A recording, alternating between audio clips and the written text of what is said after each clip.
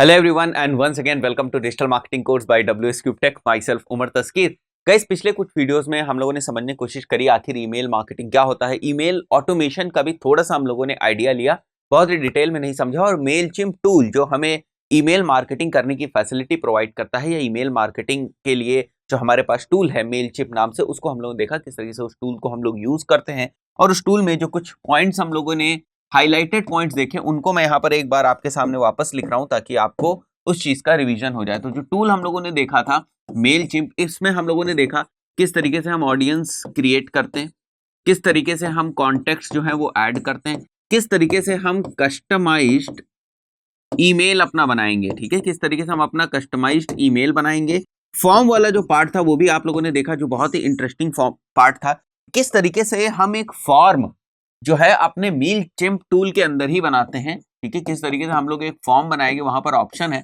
और उस फॉर्म, वो फॉर्म भी दो तरीके का है गाइस। या तो हम उस फॉर्म को एज अ सिंपल लिंक ले लेते हैं, ठीक है, उसको मैंने आपको भेज दिया, किसी एक्स पर्सन को उस फॉर्म को मैंने दे दिया, तो वो बंदा जब उस फॉर्म को भरेगा तो उसकी जो इंफॉर्मेशन है वो एज कॉन्टेक्ट हमारे मेलचिम्प के टूल में, ये सॉफ्टवेयर में चली जाएगी। बाद में हम जिस भी तरीके का ईमेल मार्केटिंग का कैंपेन चाहें हम उसके लिए चला सकते हैं। राइट, इसी तरीके से काम करता है। सेकंड जो केस था वो था इम्बेडेड फॉर्म। इम्बेडेड फॉर्म का मतलब ये था कि फॉर्म हमें क्या करता है गाइस, एक कोड प्रोवाइड कर देता है। उस कोड को जाके हम सीधे अपनी वेबसाइट के ऊपर लगा देते हैं। हमारी वेबसाइट अगर वर्डप्रेस की वेबसाइट थी तो ये काम हमारे लिए और भी आसान हो गया था। सिंपली हम लोग अपनी वर्डप्रेस की वेबसाइट पर गए और वहां पर जाके हम लोगों ने इस कोड को लगा दिया, तो ये फॉर्म अब हमारी वेबसाइट के ऊपर दिखने लगा। राइट, परचम क्लासेस वाली वेबसाइट के ऊपर हम लोगों ने इस चीज को करके देखा। वहां पर अगर कोई बंदा आता है, ठीक है, कोई यूजर आता है और उस फॉर्म को वो फिल करता है, तो उसकी जो इंफॉर्मेशन है वो एज कॉन्टेक्ट यहां पर जाएगी। राइट गाइस, तो ये पावर है मेलचिम्प जैसे टूल की। और एक्टिव कैंपेन्स भी हम लोग इन्हीं सारी चीजों को देखेंगे, किस तरीके से एक्टिव कैंपेन्स को हम लोग यूज कर सकते हैं। तो दो जो बहुत कॉमन टूल्स हैं हमारे, एक है मेलचिम्प, ठीक है, और एक है एक्टिव कैंपेन्स। इनको ही हम लोग एज टूल स्टडी करेंगे। अगर हम सॉफ्टवेयर की बात करें, जैसे मैंने आपको गिनाया था या दिखाया था कि बहुत सारे हमारे पास टूल्स होते हैं, ठीक है, तो कोई भी आप ले सकते हैं। सभी टूल्स लगभग इसी टाइप से काम करते हैं। थोड़ा सा सबका जो इंटरफेस है वो अलग है। इंटरफेस कहने का मतलब किसी का जो है लेआउट किसी तरीके से है, कोई किसी टाइप से लिस्ट बनाता है, कोई किसी टाइप से ऑडियंस बनाता है, वो सारी चीजें हैं। बाकी कॉन्सेप्ट जो है वो यही है, ईमेल मार्केटिंग का कॉन्सेप्ट नहीं बदलता है। अब कुछ मिथ्स हैं जो मैं इस कोर्स के स्टार्टिंग में ही आपको क्लियर कर देता हूं। कुछ बहुत ही जो है पॉपुलर मिथ्स हैं कि ईमेल मार्केटिंग में ऐसा नहीं होना चाहिए, ऐसा होता है, ये सारी चीजें, तो इनको हम लोग डिस्कस करेंगे। सबसे पहली बात जो बहुत ही पॉपुलर है आज के टाइम में 2020 में, और इसको मैंने आपसे पहले भी इंट्रोडक्शन वाले वीडियो में भी थोड़ा सा डिस्कस किया था कि ईमेल मार्केटिंग इज डाइंग। और कुछ लोग तो ये कह रहे हैं कि ईमेल मार्केटिंग डेड हो चुकी है। अब ईमेल मार्केटिंग के डेड होने का मतलब क्या है? वो कहते हैं डेड शब्द वो इसलिए यूज करें क्योंकि वो कर रहे हैं ईमेल मार्केटिंग, और ईमेल मार्केटिंग करने के बाद उनको कोई एफर्ट्स जो भी वो लगा रहे हैं उनसे उनको कोई रिजल्ट्स जो है वो मिल नहीं रहे हैं। तो उनका कहना है कि आज के टाइम में 2020 में ईमेल मार्केटिंग भाई डेड हो चुकी है, इसके सहारे मत रहो। आप जो है दूसरे जो ऑप्शंस हैं उनको आप करो, जैसे गूगल एड्स आप रन करो, फेसबुक एड्स अगर आप रन कर सकते हो तो फेसबुक एड्स आप रन करो, ठीक है, एसईओ कर सकते हो तो एसईओ करो। ईमेल मार्केटिंग के भरोसे मत रहो। ये या तो डेड हो चुकी है या तो डाइंग है, बट ऐसा नहीं है गाइस। आज भी जो रिजल्ट्स हैं वो ईमेल मार्केटिंग से बहुत अच्छे रिजल्ट्स आ रहे हैं। अगर यहाँ पर देखो मार्केटिंग चैनल ये अलग अलग है, मैं भी डिस्कस करता हूँ आपसे इन सारी चीजों को, ठीक है। और इसमें अगर हम देखें percentage who prefer the channel as the primary communication method, primary communication method के लिए किस चैनल को आज भी प्रेफर किया जा रहा है, और मार्केटिंग में भी कम्युनिकेशन की जरूरत होती है, ठीक है। तो आज भी देखोगे तो अप्रोक्सीमेटली 77% लोग आज भी ईमेल को प्रेफर करते हैं। तो कम्युनिकेशन के पॉइंट ऑफ व्यू से, मार्केटिंग कम्युनिकेशन के पॉइंट ऑफ व्यू से आज भी जो है ईमेल जो है वो सबसे प्रायर है। तो ईमेल मार्केटिंग डेड हो गई ये चीज नहीं है। आप चीजें ठीक से कर नहीं रहे, आप ऑटोमेशन नहीं कर रहे हैं, आप सोच रहे हैं कि आपको बस ईमेल मिल गया, आप उसको एक ईमेल भेजो वो सामान खरीद ले, कन्वर्जन क्या होगा? जीरो। बस इस चीज को मैं अगर आपको नंबर्स में थोड़ा सा कन्वर्ट करके समझाने की कोशिश करूं तो इस चीज का मतलब यह है कि आपको कहीं से 1000 ईमेल्स मिले, आपने क्या किया, एक अच्छा सा मेल बनाया, ठीक है, मेल बनाया आपने, मेल ड्राफ्ट किया, मेल कंपोज किया, कुछ भी आप कह सकते हो, और इन 1000 लोगों को आपने मेल भेज दिया, ठीक है। और उस मेल में आपने लिखा क्या कि मेरे पास एक कोर्स है और मैं इस कोर्स को बेचना चाहता हूँ, ये कोर्स डिजिटल मार्केटिंग से रिलेटेड है, ये कोर्स 2000 रुपए का है, आप इसको ले सकते हैं, अभी इसमें ऑफर चल रहा है तो मैं आपको ये 1500 का दे दूंगा। ये सारी कहानी आपने मेल के अंदर लिखी, अपना लिंक लगाया और आप इस एक्सपेक्टेशन में बैठ गए कि अच्छा ठीक है ईमेल मार्केटिंग काम करती है, देखते हैं कितने परसेंटेज कन्वर्जन आता है। ट्रस्ट मी, मे भी हो सकता है कि एक भी कन्वर्जन ना आए, 0 कन्वर्जन। फिर आप बोलोगे ईमेल मार्केटिंग तो डेड हो ही गई है क्योंकि ये काम नहीं करती। द पॉइंट इज कि आपने ये नहीं देखा कि ये जो ईमेल्स थे ये आपके बिजनेस के कितने रिलेवेंट थे, इसको आपको देखना पड़ेगा। ये ईमेल्स आप कहां से लेकर आए, ठीक है, किस सोर्स से आप इन ईमेल्स को लेकर आए, ये आपको देखना पड़ेगा। ये ईमेल्स आपने खुद अपनी वेबसाइट से कलेक्ट किए हैं, या ये ईमेल्स आपने खरीदे हैं, या ये ईमेल्स कोई दूसरे बिजनेस के हैं, ठीक है, कोई आपका फ्रेंड है जो फॉर एग्जांपल रिटेल में बिजनेस करता है, ठीक है, उससे आपने ईमेल्स ले लिया और उन सारे ईमेल्स को आपने ये चीज जो है अपने कोर्स के बारे में एडवर्टाइजमेंट कर दिया है, अपने कोर्स से रिलेटेड जो है ईमेल भेज दिया। क्या वो लेंगे ईमेल आपका कोर्स? नहीं लेंगे। तो ये डिपेंड करता है कि इन ईमेल्स की क्वालिटी क्या है। ईमेल्स की क्वालिटी कभी खराब नहीं होती, ईमेल्स हमेशा रिलेवेंट होते हैं। जैसे कि हम बात करते हैं रिटेल चेन की, तो एक रिटेल वाले बंदे के पास जो ईमेल्स होंगे वो उसकी फील्ड से रिलेटेड होंगे। एक कोर्स, अब कोर्स में भी जैसे कि अगर हम बात करते हैं, 2 कोचिंग्स हैं, एक कोचिंग जो है आईएएस की तैयारी कराती है, एक कोचिंग आईआईटी की तैयारी कराती है। क्या आपको लग रहा है आईएएस वाली कोचिंग के जो ईमेल्स होंगे, ठीक है, इनसे जो बच्चे कनेक्टेड होंगे वही बच्चे इनसे भी कनेक्टेड? नहीं, ये ईमेल्स अलग होंगे। तो अगर इन वाले ईमेल्स को इन वाले बच्चों को दिया जाए कोर्स तो क्या होगा? सारी गड़बड़ी हो जाएगी। और इन वाले ये वाले जो बच्चे हैं इनको हम बोले कि इनको जो हम लोग ईमेल्स जो भेज रहे हैं वो भेज रहे हैं आईएएस वाले, तो कैसे होगा? गड़बड़ हो जाएगा। तो ये चीज हमें समझनी है, ईमेल्स गड़बड़ नहीं होते हैं, जनरली ईमेल्स इररिलेवेंट होते हैं। तो आपको रिलेवेंसी देखनी है। हो सकता है एक सेट ऑफ ईमेल जो आपके लिए बिल्कुल जीरो हो, जिसकी आपके लिए कोई वैल्यू ना हो, वो किसी दूसरी फील्ड में बड़ा वैल्यूएबल साबित हो सकता है। तो इस चीज को, इस पॉइंट को हमें समझना है, ठीक है।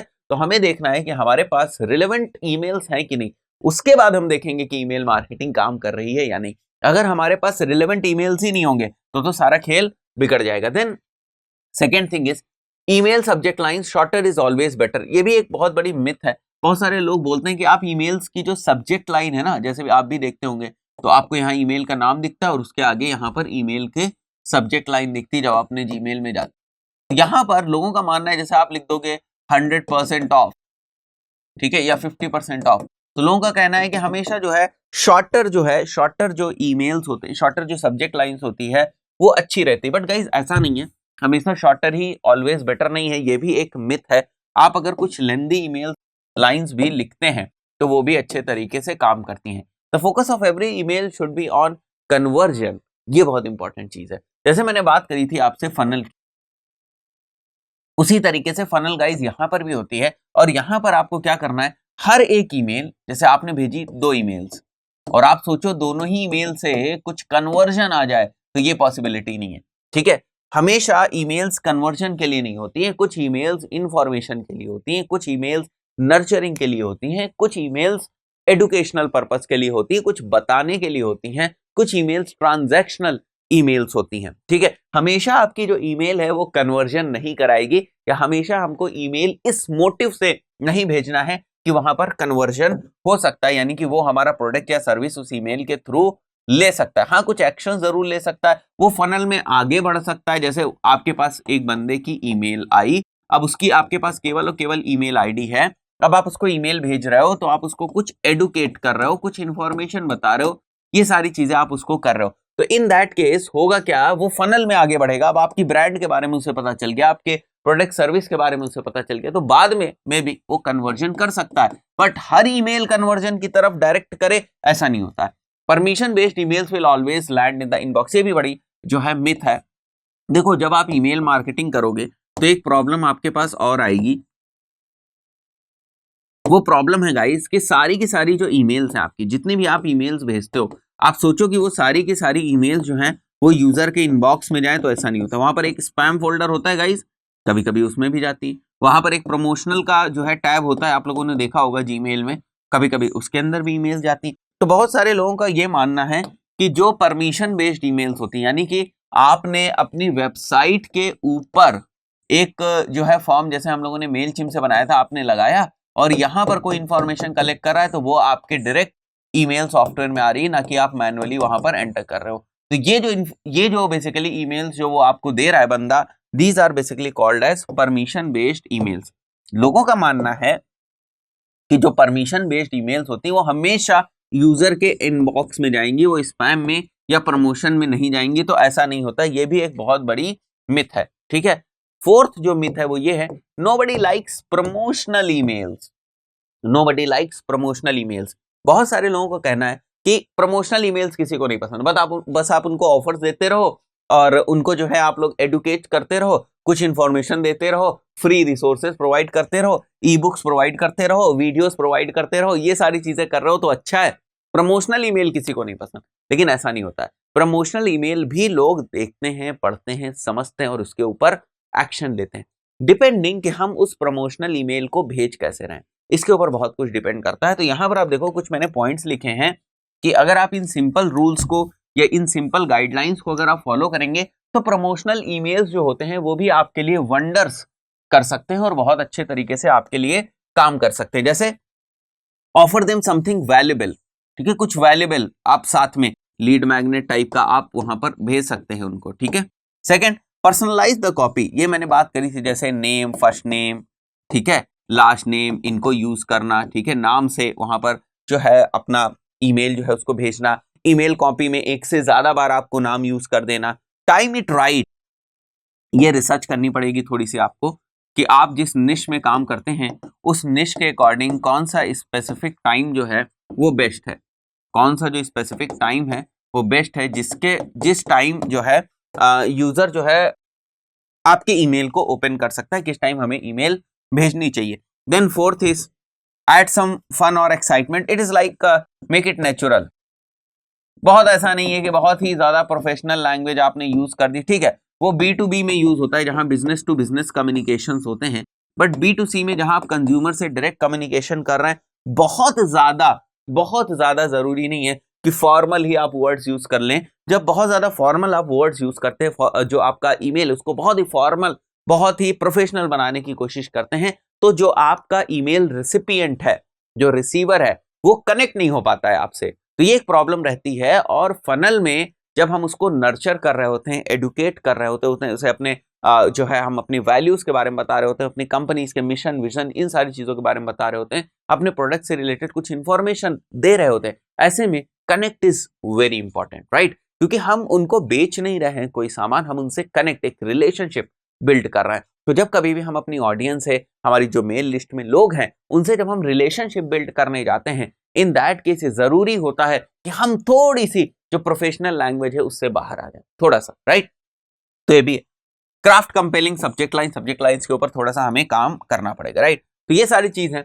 Morning is the best time to send email, ये भी बहुत सारे लोग समझते हैं कि मॉर्निंग में ही ईमेल भेजो, मॉर्निंग में ही ईमेल भेजो, बट यहां पर आप देख सकते हो जो ये वाला टाइम है 1 बजे से लेकर लगभग, और यहां पर हम लोग अगर देखें तो ये 8 बजे तक, ठीक है, ये जो टाइम है यहां पर मोस्ट ऑफ द ईमेल जो हैं वो ओपन हो रही हैं।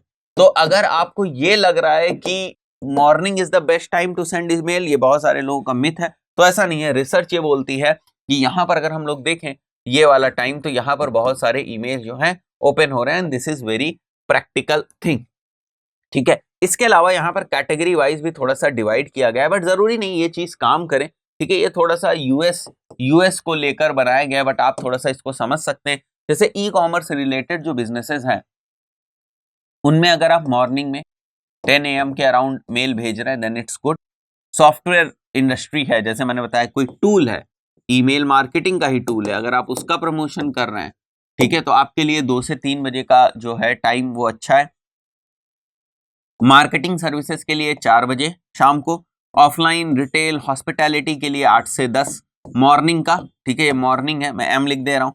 प्रोफेशनल सर्विसेज B2B जो होती हैं, प्रोफेशनल सर्विसेज 8 से 10 मॉर्निंग, एनजीओ 3 से 4 इवनिंग, ओवरऑल जो है 10 से 3 PM के बीच में ये बोल रहे हैं कि ये टाइम बेस्ट रहता है थोड़ा सा। बट ओपन रेट की बात करें तो ओपन रेट आप देख रहे हो यहाँ पर ओपन रेट हमेशा यहाँ पर अच्छे दिख रहा है। तो अगर किसी को मेल मिला भी, आपने भेज भी दिया मॉर्निंग में, तो ओपन रेट जो है इवनिंग में अच्छे आते हैं, ठीक है। इसके बाद बहुत सारे लोग जो है वो रिस्पॉन्सिव डिजाइन के ऊपर काम नहीं करते ईमेल में, मतलब उन्होंने जो ईमेल बनाई वो डेस्कटॉप वर्जन के लिए बना दिया। अब इसको इन्होंने कन्वर्टेबल मोबाइल वर्जन में नहीं बनाया, यानी कि इन्होंने इसको रेस्पॉन्सिव नहीं किया। अगर इन्होंने इसको रेस्पॉन्सिव नहीं किया तो प्रॉब्लम होने वाली है कि आपने डेस्कटॉप के ऊपर इस टाइप से ऐसे ईमेल्स बनाए, अब जब ये मोबाइल पे खुल रहा है तो ये इधर से कट गया, ठीक है, इधर से ये कट गया, तो प्रॉब्लम क्रिएट हो गई ना। तो हमें क्या करना है कि हमें रिस्पॉन्सिव ईमेल्स बनाने हैं जो हर डिवाइस के हिसाब से एडजस्ट हो सके। और इनकी अगर हम डेटा की बात करें तो इनका जो पहला टेस्ट हुआ वो कहता है कि 7% हाइयर ओपन रेट है और 16% हाइयर CTR है, लोग क्लिक करते हैं। सेकेंड टेस्ट बोल रहा है 148% हाइयर ओपन रेट है और लगभग 6% हाइयर CTR है। थर्ड टेस्ट बोल रहा है 48% हाइयर ओपन रेट है और लगभग 43% हाइयर CTR है। तो ये सारे जो है स्टैट से बता रही हैं कि अगर हम इस मिसकंसेप्शन में हैं कि हम जो है रिस्पॉन्सिव ईमेल्स नहीं डिजाइन करेंगे तो बहुत बड़ी हम लोग गड़बड़ी कर रहे हैं। हमको जो है रिस्पॉन्सिव ईमेल्स डिजाइन करनी चाहिए। दोस्तों इस पर्टिकुलर वीडियो में इतना ही, मिलते हैं नेक्स्ट वीडियो में। Till then good bye.